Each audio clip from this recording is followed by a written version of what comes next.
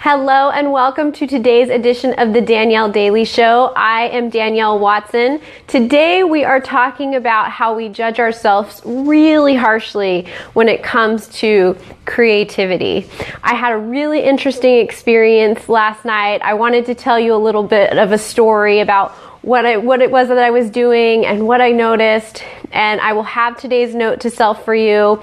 And I think this is a topic that needs more discussion than just what I have to offer and my observations. So I'm hoping that if you have ever noticed yourself judging yourself really harshly when it comes to creativity, that you'll share a little bit of wisdom or insight. And if you're watching, I would love it, even if you're not ready to share any stories about creativity, if you just type hi into the comments, because now that I'm running the show from the Danielle Daily page instead of my personal page, I don't actually know that you're here unless you let me know. And I love to see your face. I just saw some hearts go across the screen. I couldn't tell who that was, but I think it might have been Elena. So if you're here, Elena, thank you so much for joining me. I really appreciate you.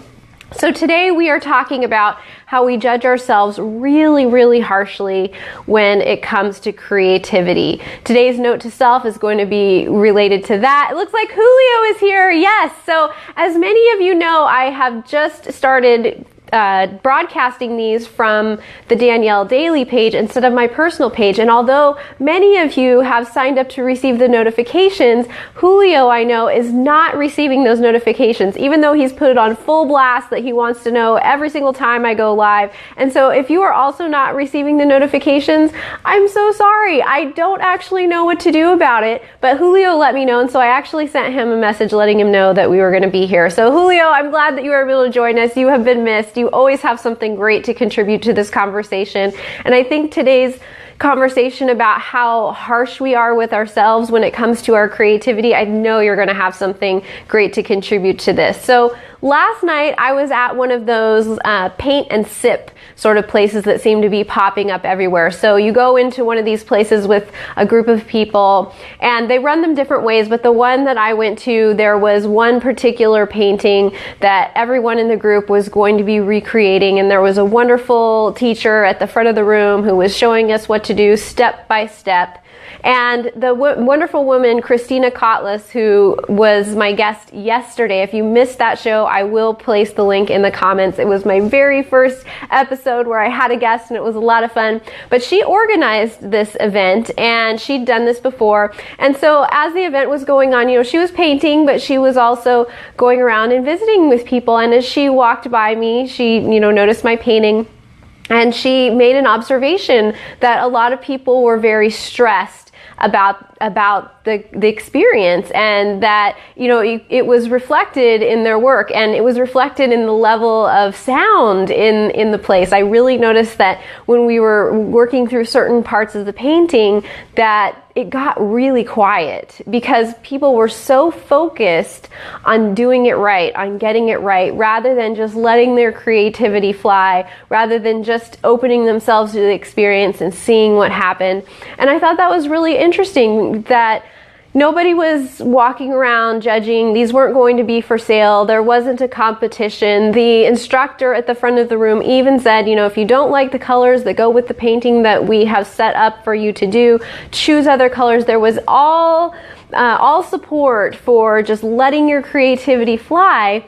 And yet I think so many of us in the room were very much overachievers and very much wanted to get it right, and for the painting to look like the example on the wall or to look like the one that the instructor made. And when we finished, I thought it was really interesting. I took a look at the painting that the instructor had recreated from the example on the wall and the original example, and they were different. They were not exactly the same.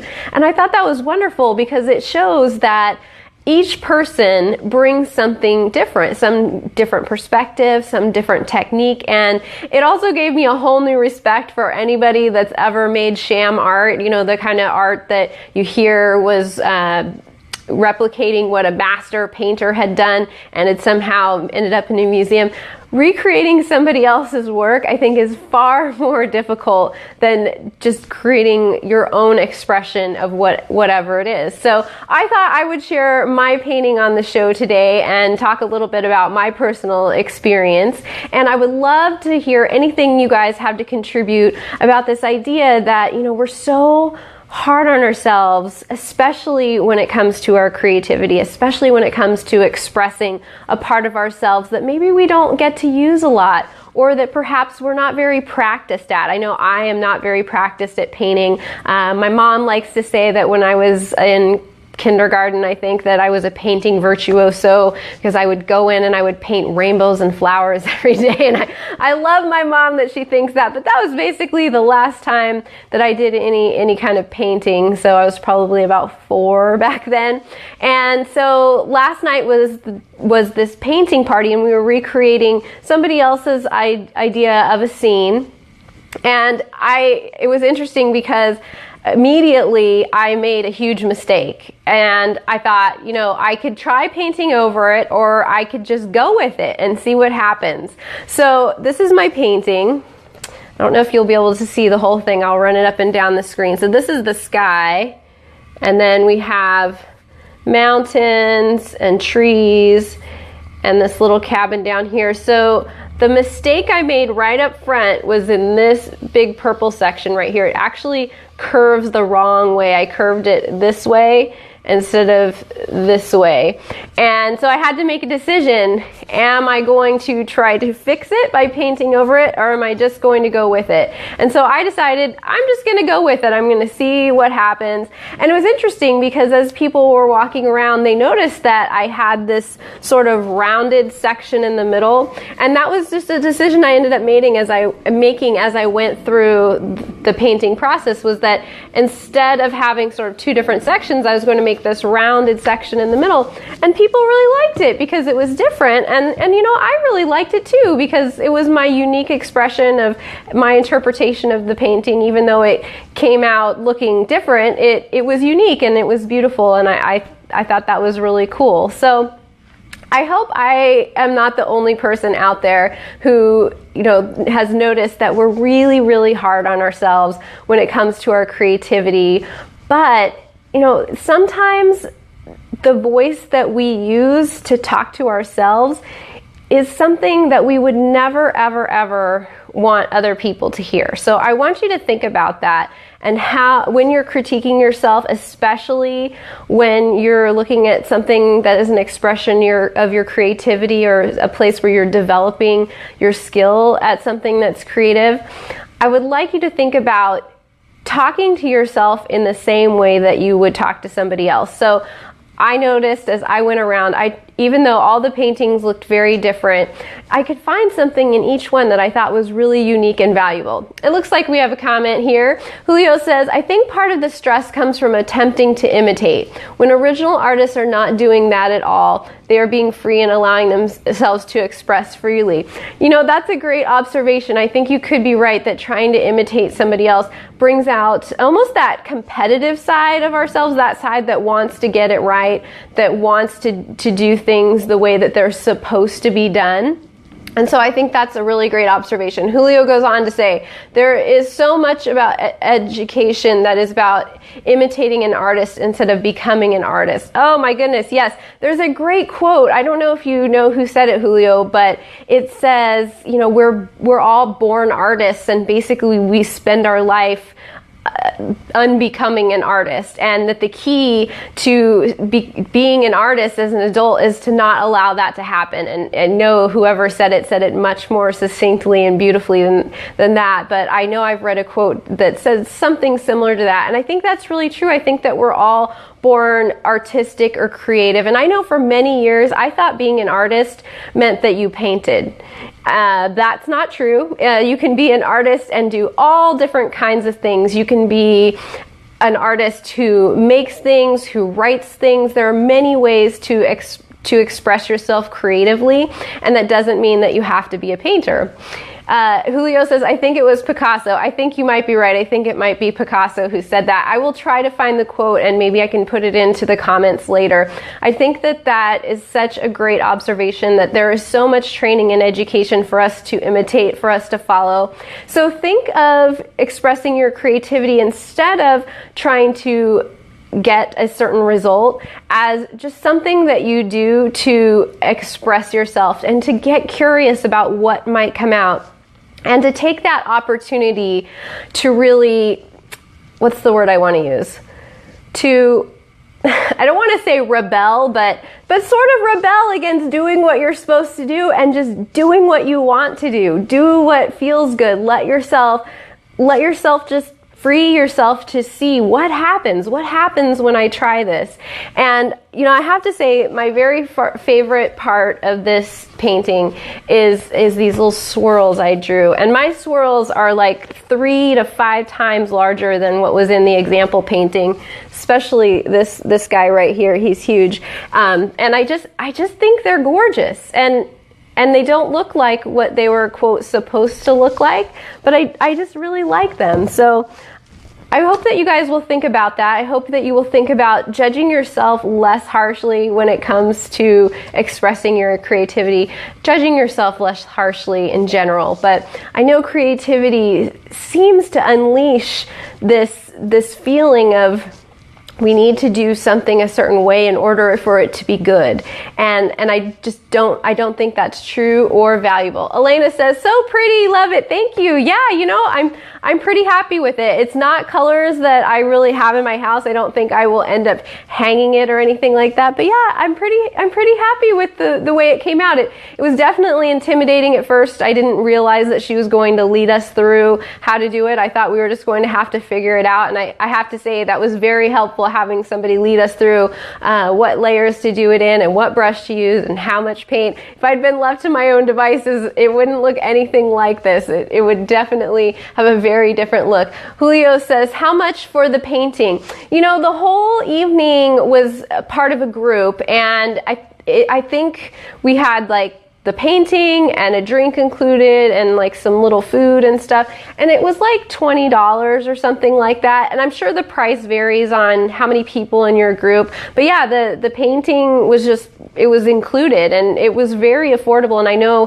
Julio is local here, and these places are popping up all over the place. The place where I did this was called Muse Paint Bar, and I know they have several locations, including up in Merrifield, and I think there's one up in Gaithersburg and Maryland. So yeah, check them out. But these paint and sips, they're popping up everywhere.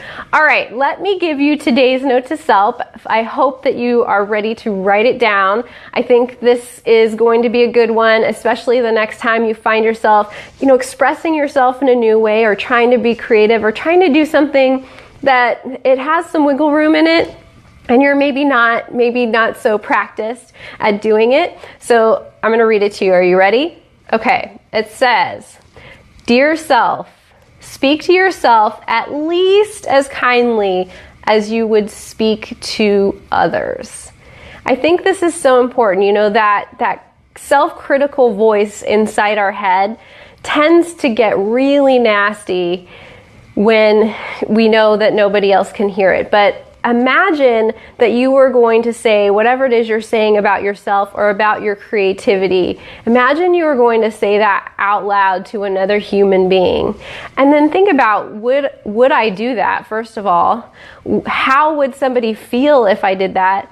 And then don't just tell yourself, well, I'm tough, I can take it, or I have higher expectations for myself, or I know I can do better. Take a moment and recognize that, hey, I would never talk to another living being that way, and decide that you are a living being who deserves to be spoken to in a kinder way. And make the decision that you are not going to tolerate that crap from yourself anymore, and that you're going to speak to yourself more kindly. Let me read you today's note to self one more time. It says, "Dear self, speak to yourself at least as kindly as you would speak to others." So consider even speaking to yourself in a way that's even nicer than how you might speak to other people. Well, how mind-blowing would that be? Imagine if you were your own biggest cheerleader. Imagine if you were the person who spoke most lovingly to yourself. Imagine if you were your own very best friend. Imagine what that would be like. It's pretty awesome. I've been working on it for a while, and it's pretty awesome because you know that no matter where you go, no matter where you are, no matter what happens, that you are going to be able to be there for yourself. You're going to support yourself, and it's an incredible feeling, and it's just something that you have to practice. It's something you have to decide you're going to do, and I wish there was a magic pill that could just change that into something that you do all the time, but really, it's taken me practice, and that's the only answer I know and that I have for you, is that you just have to practice it. Candy says, just finished laying out your book. Yay! Awesome!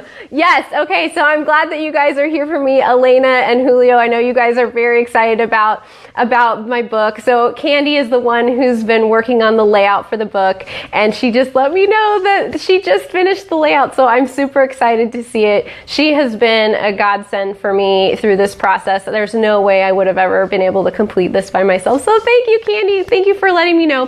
One more thing before I go, and I'll read you the note to self one more time, but today is actually the 50th episode of the Danielle Daily. So thank you so much for sitting with me. Some of you have been with me since the very first episode, Julio in particular, and just watched this evolve into something. You've moved with me from my personal page to the Danielle Daily page. So 50 episodes. We've done this just about every weekday except for Thanksgiving, and this has been an amazing experience. I had no idea when I started that I'd be doing 50 episodes. I think I see Tim Bishop's head going across the screen, and he's giving me thumbs up. Awesome. I think Tim has also been here since the beginning. So you guys, thank you so much for supporting this show. This is the place to come to find something fun, something positive, or something inspiring each and every weekday. And you guys make it so much more fun to be here, because it's no fun to talk to myself, but when I get to hang out with you, it's awesome. You guys contribute so much wisdom and insight to the show, and I know it helps people who watch after the broadcast is over. If there's anything you need from me, you know how to get me. You can message me, you can leave me a comment. Check out the YouTube channel, the Danielle Daily. If you need to watch past episodes, that's the easiest way to find all the back episodes. And one last time, today's note to self. So it says, "Dear self, speak to yourself at least as kindly as you would speak to others." And I always sign it, love me. Candy says, "Wow, serendipity, book is finished on your 50th episodes. Love it. Congratulations, Danielle." Thank you. I know. What an amazing, amazing day. 50 episodes. Book is finished. I've got this beautiful painting. I got to talk to some of my favorite people. It's a good day. Well, I love you guys. I will see you back here tomorrow for the next edition of the Danielle Daily Show. Again, so much love and appreciation for all you guys do to get the word about the show out there, for joining me for the show, for contributing to the show. I will see you back here again tomorrow. I've been Danielle Watson with the Danielle Daily. See you then. Bye. Mwah.